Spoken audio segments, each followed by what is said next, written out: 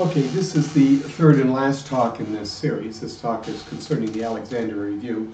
And the question is, can the Alexandria Review fulfill the needs of what I've called ingenuity? I first started with the needs of academia, but then I've changed because I think it's got a much broader context. And we're talking about peer review here. And some people call it the crisis in peer review, but peer review at the present time is under a tremendous amount of discussion. Put it politely. What happens is there's a need for communication within any community. So we have, for example, the scientific community, and it needs to communicate. People within the scientists all need to talk to each other. And communication is used to entertain and to educate. People can work together when we have communication. Institutions can empower and encourage by being able to communicate with people within the community. Communities can develop, individuals can become empowered and engaged. And communication itself needs to have integrity.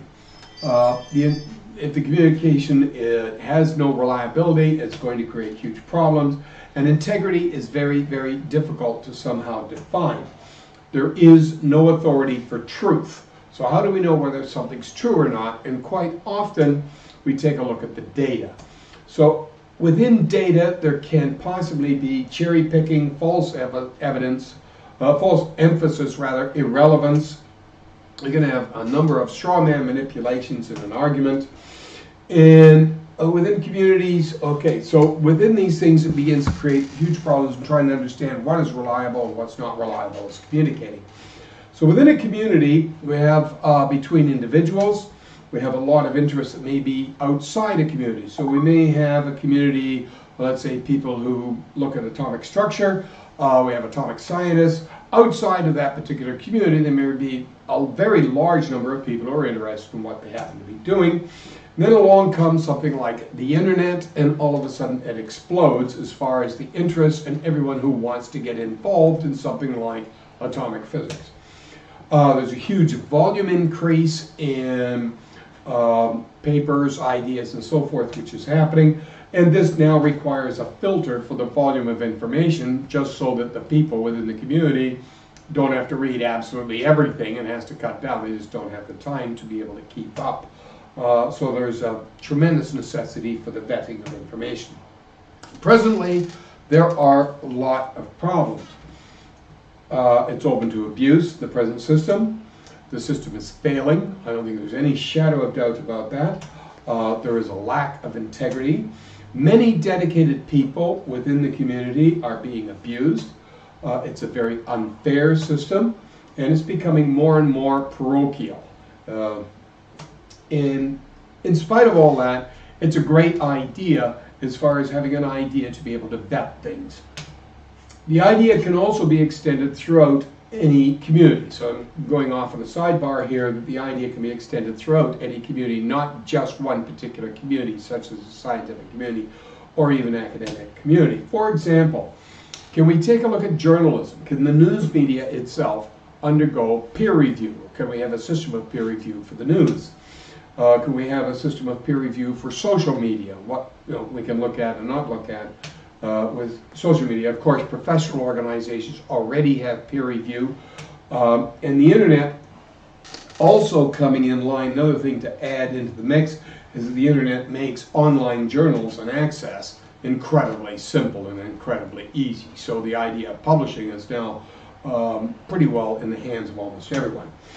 Problems arise in the need for an oracle. If we're looking for reliability and integrity, we have to have, or there is a need for something which we'll call an oracle that all agree to is some sort of vetting mechanism. Peer review answers that problem. These are the people who are all equal within a particular community. There's a desperate need, or a solid need for decentralization, because the more decentralized things are, the harder they are to corrupt. And also with peer review, the gatekeepers are individuals that are within the community. Vetting, it needs to be noted that vetting is not validation. Just because it's been peer reviewed doesn't mean it's true or accurate even. It just means basically that it's worth reading. So if I'm, let's say I'm studying atomic physics I see something, come across something which may be totally and completely wrong, but it's humorous, and I say, this is worth reading because it's got some good ideas in it, and so forth. Doesn't necessarily mean that it's the gospel. Vetting is used as a filter, okay, to try and cut down the thousands upon thousands of pieces of information, paper, and so forth, that are out there on just, being produced per day practically. Okay, so for peer review, the requirements are that reviewers should be paid. Their identities should be kept confidential. Authors and submissions should be kept confidential during the review process, so it's a blind process to make it fair. And there's a contradiction with these requirements. The contradiction is that reviewers and editors actually get accolades and benefits from being part of a journal. The author affiliation and publication history are also used as a filter as well. If someone's already published a whole mess of papers and comes from let's say, an established institution or university, they're going to get published, okay? It's just because there's just so much work that needs to be done to vet this stuff. Well, that guy's already in, so he's pretty well going to be accepted. He's going to be published. And as a result, newcomers are now outsiders. It's harder and harder and harder for newcomers to be heard. So all these new ideas don't seem to go in, and we get into an established pattern. If we go outside that established pattern, it's automatically rejected. And we do need to vet, but at the same time, we have this problem with having a lack of new ideas. Solution, which I'm proposing, is we pay the reviewers.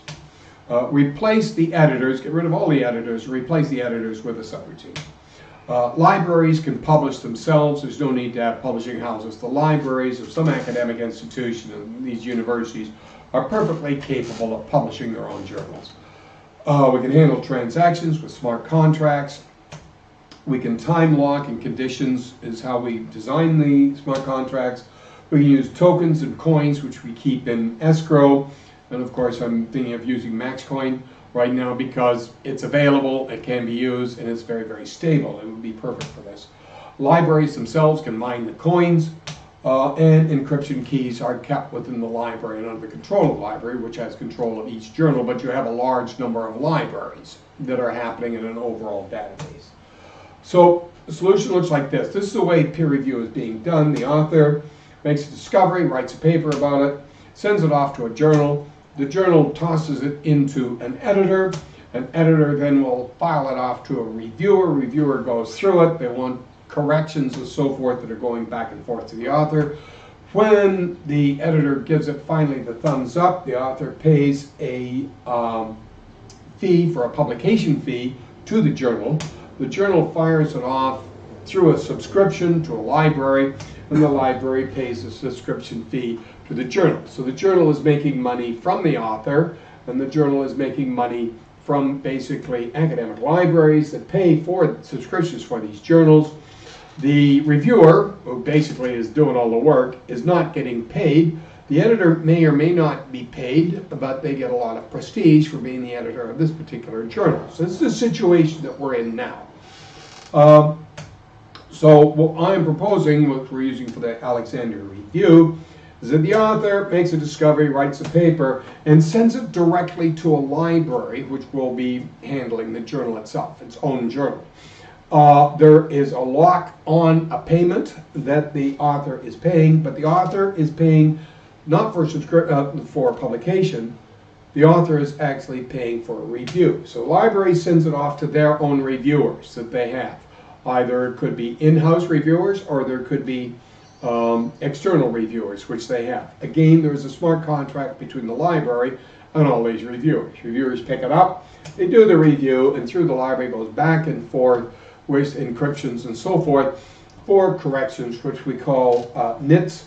The reviewer put in a whole mess of nits as nitpickers, and the author has to remove all the nits, and the reviewer, or a certain number of reviewers, according to the smart contract, will give an LGTM. Looks good to me is what the LGTM is. So it needs a certain number of LGTMs, let's say, gives it a thumbs up, library says okay and accepts it, throws it into its online journal, and we're done. At that point, the keys are removed and the money passes to the reviewers. Reviewers end up getting paid, the library gets copyright, and basically most libraries want to share that information anyway, so the idea for a paywall may or may not be necessary as far as the library is concerned. It gets the prestige of having that particular paper being published.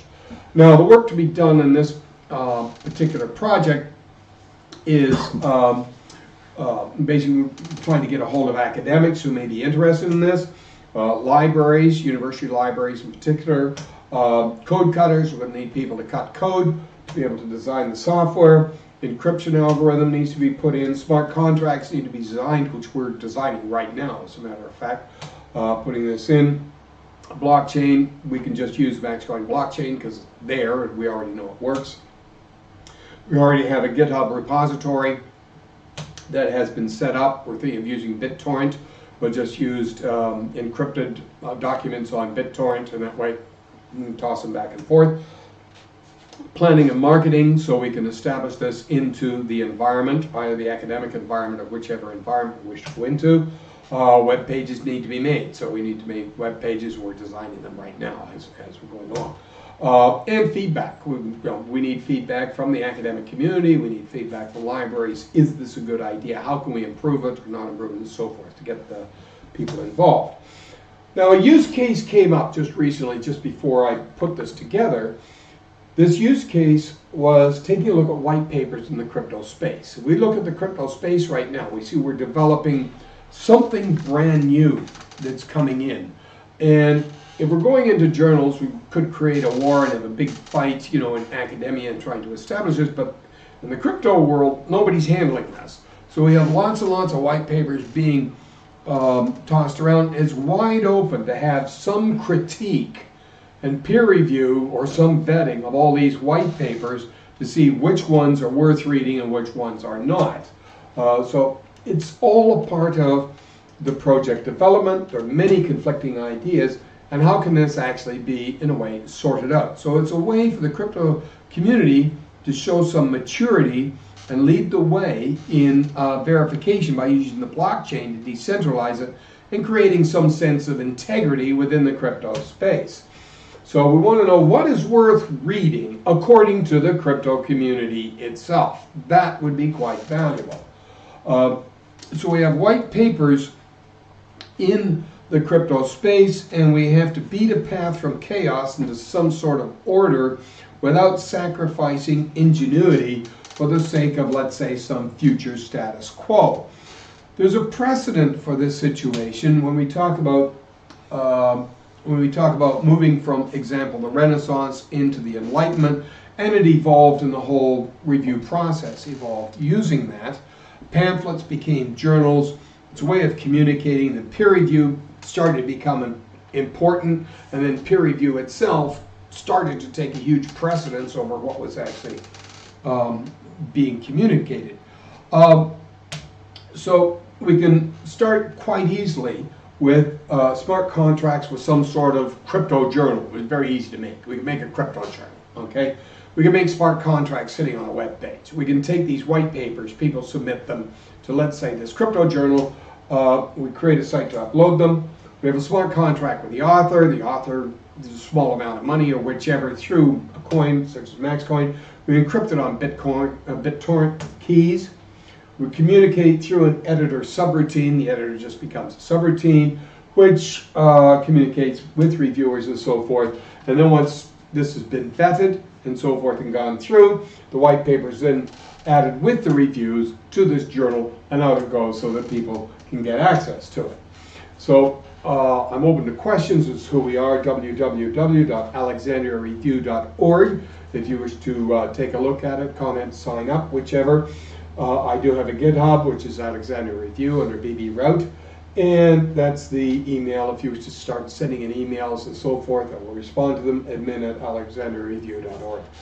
Okay, thank you very much. That's what Alexandria Review is about in a nutshell. Thank you very much, Chris. Thank you. Okay, thank you. Thank you.